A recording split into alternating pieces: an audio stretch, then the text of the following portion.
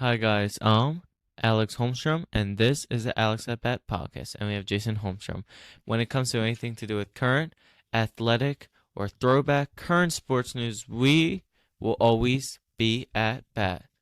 In today's episode, and we'll let Jason Holmstrom start it off. Well, I think we're going to lead off with a little bit of NBA playoffs news. I know that we had watched a decent amount of playoff basketball over the weekend. Obviously, at the forefront of all that were the Sixers. The Sixers closed out the series with the New York Nets or the Brooklyn Nets with a 4-game sweep.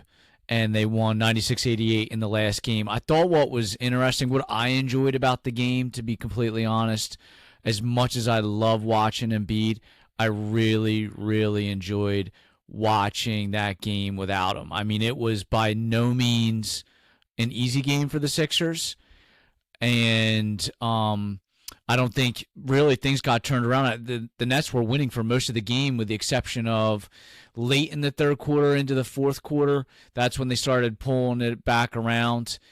And it was just a fun game to watch. Like, I realized how much faster of a game, how much faster tempo the Sixers play without Embiid, how much quicker they are in transitions without Embiid. Harden was having a rough day. I mean, he knocked down maybe a three or two, but really was struggled with some layups, some floaters that weren't going his way.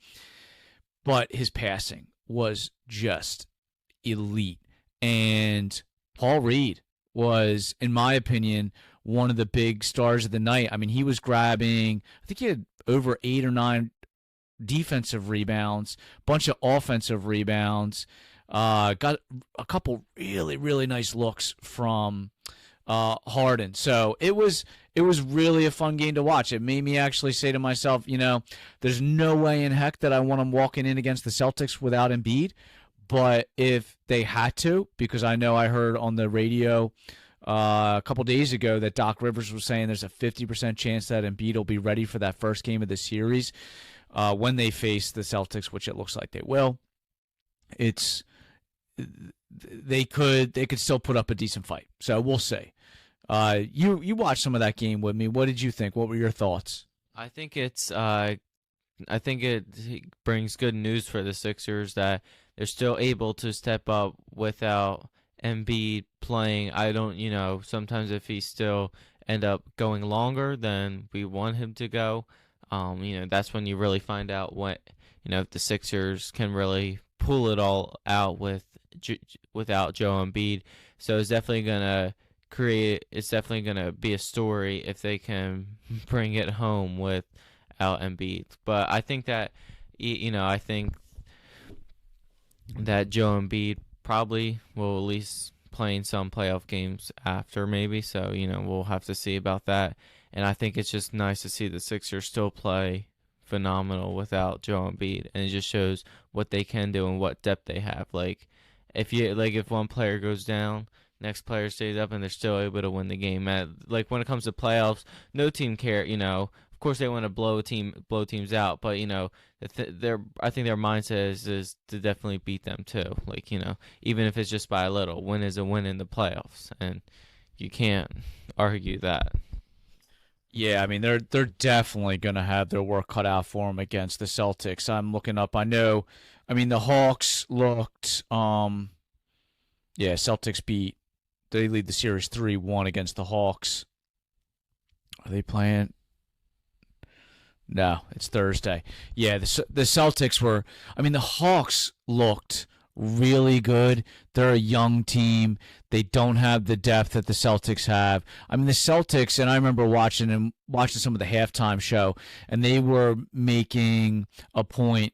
The broadcasters were making the point how deep that Celtics bench is and how good those starters are. Everybody's just on fire to the point where their two best stars, Jaylen Brown and Jason Tatum, don't really have to do a whole lot of the work. They just kind of sit on the perimeter, and they might get a look, they might not, but they do not depend on them. They're basically resting them. They're resting them for the whole first half of the game. They're on the court, putting in where they can, but they're not leaned on, dependent on, they do or die kind of situation like the Hawks.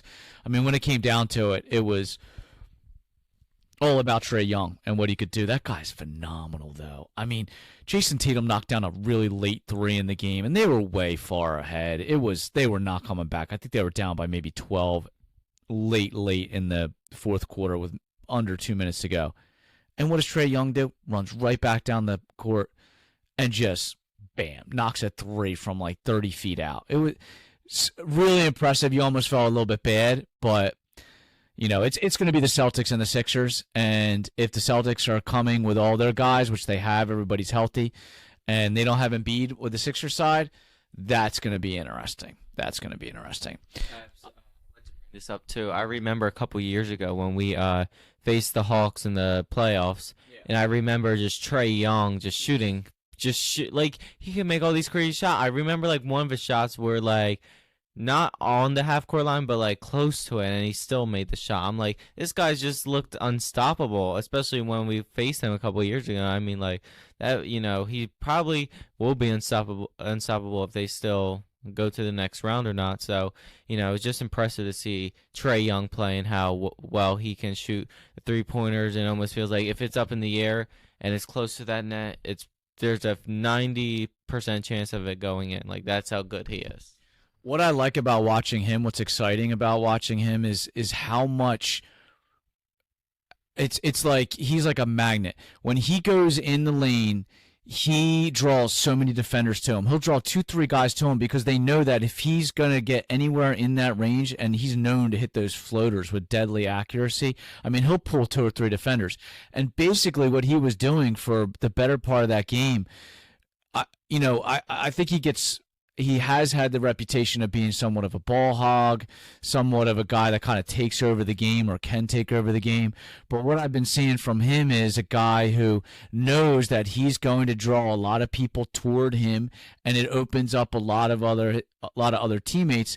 And he was just driving in and then pass, and a lot of times connecting with guys that were capable of getting the job done. And he ended up with a ton of assists. Towards the end of the game, he went classic Trae Young and started taking over because, quite frankly, he needed to. He was their only chance. The Celtics are just too deep, too good. I mean, Marcus Smart is just phenomenal, dude, especially late in the game with the pressure on when he came down and just dunked, drove right through the lane and dunked.